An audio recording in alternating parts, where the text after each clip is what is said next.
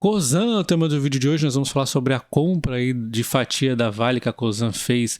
Ontem eu já falei sobre o racional da compra, falei um pouco da Vale e da Cosan, e hoje nós vamos entrar nos detalhes aqui que talvez poucos estejam vendo. Nós vamos falar dos dividendos, será que vai impactar os dividendos da Cosan? E vamos falar aí da dívida também, será que vai impactar? Bem-vindo ao canal Top Ações, não se esqueça do like nesse vídeo que ajuda ele a chegar a mais pessoas. E vamos falar um pouquinho aqui da compra da Cosan, tá? E falando do racional da venda, é bem aquilo que eu comentei ontem, né, com o objetivo aí da Cosan realmente trazer valor aos acionistas. Ela inclusive vai em algum momento estar de repente entrando aí no conselho da Vale, né? Vamos ver lá para frente. Ela busca então investir num ativo único e irreplicável, né, na cadeia de valor de recursos naturais. A Cosan gosta desse tipo de investimento, né? A Vale tem uma vantagem competitiva aí comparativa com o seu setor. Ela vai ter uma exposição então a moedas fortes também. E a Vale, isso aqui é muito importante, né? Protagonista relevante na transição energética e descarbonização. Nós vamos entrar um pouquinho mais em detalhe novamente sobre isso aqui em números, tá? E comentando aqui a estrutura da compra da Cosan, ela é bem complexa aqui, vou tentar ser bem objetivo, tá? Então ela busca comprar 6,5% da Vale, sendo que 1,5% aí de ações ordinárias compradas, já com direito a voto, e ela fez aqui uma estrutura em derivativos que dá as opções dela estar comprando aí nos momentos que ela achar mais apropriado a Vale, né? Então, enquanto isso, ela tem uma proteção contra a queda das ações, tá? E também limitada aí um potencial de alta, mas ainda assim ela pode usufruir de alguma alta da Vale. Então aqui nós temos 3,4 e mais 1,6, que totalizaria os 6,5%, sendo que 4,9 seria ordinárias com direito a voto e mais 1,6 aqui para totalizar os 6,5, né?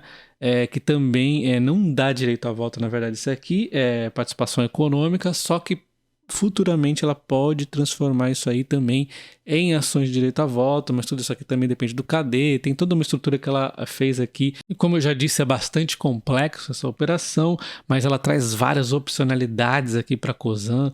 8 bilhões aí ela foi via financiamento em instituições financeiras, mais 13 bilhões aí via esses derivativos que vão sendo pagos ao longo de 5 anos. Isso aqui tem um ponto muito importante, já vou comentar. Enfim, ela pode ir fazendo desmontes conforme ela for achar necessário, pode fazer o refinanciamento alongando aí o prazo e pode ir exatamente pagando aí, né, esses collar finance e realmente adquirindo aí as ações da Vale, né, desfazendo as operações dos derivativos e ficando expostas à ação da Vale, tá? E ela destaca aqui que ela vai manter então um nível de alavancagem adequado. No primeiro momento vai ter um incremento aqui da dívida bruta, né, mas ele vai ser compensado com a inclusão das ações como títulos e valores imobiliários. E em um segundo momento o ativo será classificado como investimento patrimonial, né, com o aumento da dívida líquida compensado pelo aumento de EBITDA, né, via equivalência patrimonial. Então, assim, ela vai estar um pouquinho mais alavancada, mas seu EBITDA vai estar maior, e tem também aquela financiamento que ela vai fazendo pagando em 5 anos, e aí tem uma questão importante, né? Ela vai estar usando o próprio dividendos aí das empresas do portfólio atual, tá? E da Vale, né, que são as novas aquisições, para ir arcando aí com esse financiamento. E aí existe um ponto de preocupação para quem quer o dividendo do curto prazo, que talvez, né, ele seja impactado, já que os dividendos dos portfólio atual, por exemplo, a Compasa aí pagando dividendos, pode ser exercido aí para financiar, para pagar esses financiamentos aí do Collar Finance, né? Então ela vai adquirindo as ações da Vale exatamente com os dividendos que nós estaríamos ganhando. Então é como se o investidor da Cosan estivesse comprando ações da Vale via dividendos da Cosan, né? Além disso, ela pode estar aí vendendo ativos do seu portfólio que ela já vê aí como mais maduros, né? Que não tem tanto valor a estar agregando, tá? E vale destacar que a operação não afeta os planos de investimento aqui das empresas aí controladas, né? A Rumo, tal, a Raizen, não vai afetar elas, tá?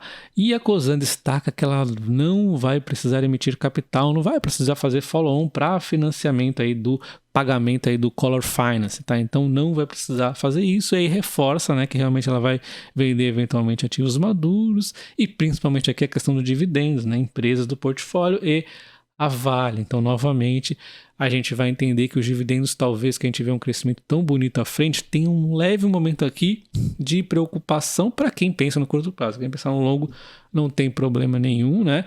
Então, uma empresa que você tá com 4,8 de dividendos, você está esperando que no ano que vem pague 6, aí depois 5,5, depois 7,5. É assim que uma empresa funciona aqui no Brasil de crescimento de dividendos, né? Ela vai assim, né? E talvez não seja um crescimento tão bonito nos próximos 4, 5 anos, né? Talvez aí alguns momentos até de menor baixa aí, por conta desse investimento aí na Vale. Mas para quem pensar para 10 anos, vai estar com um dividendo ainda mais bonito, né? Você vê que a Vale, ela é uma empresa aí boa pagadora de dividendos também, né? E reforçando que a Vale é um ativo irreplicável, né? O único, com uma diversificação e exposição aqui geográfica muito grande, a segunda maior produtora de minério de ferro, a quinta de níquel, e vai crescer muito, eu já vou mostrar números, tá? E a 12ª aqui no cobre, e também vai crescer muito, tá? Então, ela destaca aqui, né, que são ativos essenciais para a economia, relevantes para a transição energética. Também as reservas de minério de ferro e metais básicos é fundamental para a descarbonização da siderúrgica e eletrificação. Isso aqui também é interessante. Então, tem transição energética e a questão aqui das siderúrgicas, e a qualidade do portfólio da Vale leva a prêmios mais elevados. E agora, dando uma olhada na transição energética, olha só a situação. Nós temos um mundo aqui muito a carvão, a gás no passado, vai aumentando aqui eólico e solar, e olha só a utilização do ferro como aumenta, né? O verdinho aqui. Então o eólico e o solar, principalmente o eólico aqui, usando muito minério de ferro, né? Então tende aí a ter uma demanda aquecida para não ficar tão muito apenas na construção civil, né? Então a gente tem essa transição ajudando. E olha só, a questão do cobre e do níquel, o quanto é diferente aqui, ó. Não usa quase nada, e agora a gente vê no eólico e o solar, então, gigante a utilização de níquel e cobre principalmente, tá? Então cobre vai ser muito importante aqui. Eu sempre destaco que a solar, ela vai acabar ultrapassando a eólica, até a solar é uma tecnologia que está crescendo muito, e olha só o que tem de cobre e níquel aqui, principalmente cobre, tem muita coisa. E o níquel, além de estar também presente nessa transição energética, ela está nos carros elétricos, as baterias, a níquel tem toda a vantagem, como eu mostrei ontem, tá? Então, esses dois minérios aqui tendem a ter um crescimento muito grande, tá? Então, a Vale aqui, ela tem, buscando aqui no minério de ferro, o crescimento mais aqui na qualidade e na segurança, mas também um pouquinho de volume. E no cobre e no níquel ela vai crescer muito volume, como a gente pode ver agora. E quando a gente olha a participação da receita na Vale, fica nítido, né, que sim, ela aumentou aqui a receita no minério de ferro, na Pelotas, no níquel e também no cobre no último 1 ano, né?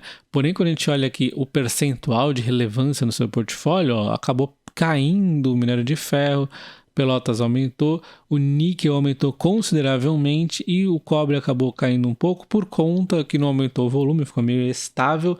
Tivemos aqui também alguns não recorrentes e também tivemos uma leve queda aqui no preço, né? Então, a gente mostra que é mais para a gente ter uma noção do quanto representa, né, o peso na receita da Vale, tá? Só para a gente ter uma noçãozinha, porque nós vamos ver agora a empresa olhando para o futuro, tá? Então é isso que tem chamado minha atenção na Vale, tá? 37,1% do crescimento do minério de ferro, então vai crescer a produção segundo o guidance dela no minério de ferro no longo prazo bastante, mas olha o crescimento do níquel, 71,4%, aproveitando-se aí das baterias, né? Dessa transição energética.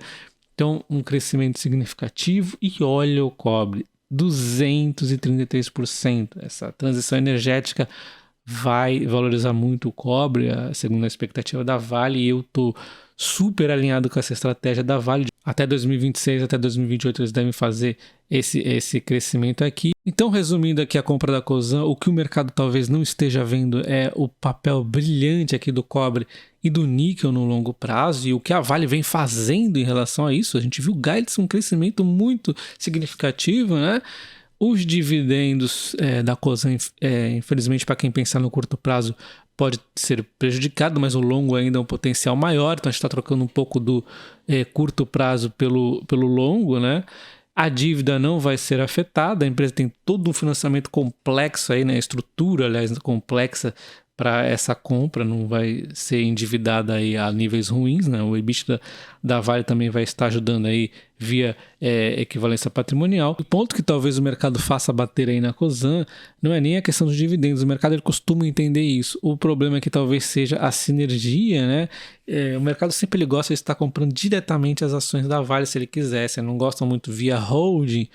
E o mercado, para querer ver a holding, ele quer uma sinergia específica. E mesmo assim, ele ainda costuma bater nas ações, né? Então, não tem tanta sinergia na prática as aquisições da Vale, né? Mas ela tem uma sinergia total estratégica, né? A Cosan tem tudo a ver com a Vale, né? Mas não tem tanto a ver hoje aí, no portfólio de hoje, da Cosan. Então talvez o mercado bata um pouco, mas no meu entendimento faz muito sentido aí, né? Até para quem não tinha Vale vai ter a exposição um pouquinho aí a Vale a uma empresa excelente como a Cosan. Para quem tem a Vale não tem problema, vai ter mais um pouquinho aí, provavelmente com algum desconto. A gente vai calcular isso depois via Cosan. Então assim, eu acho que no meu entendimento poucos aí não vão gostar desse negócio, a não ser talvez aí os investidores que realmente querem os dividendos de curto prazo. E se você assistiu o vídeo de ontem, essa clareada aqui nessa aquisição, você achou positiva ou continua com a mesma ideia de antes? Você gostou dessa aquisição ou não? Deixa aí nos comentários. Um abraço, até o próximo. Valeu!